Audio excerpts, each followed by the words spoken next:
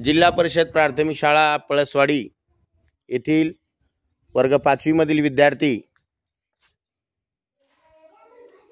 अंकिता, स्वाती, नंदिनी, मुन्ना, अर्जुन, साईनाथ, राम, लखन हे विद्यार्थी आसो बरकत धूळ पेरणीला ही कविता सादर करीत आहेत. Now start.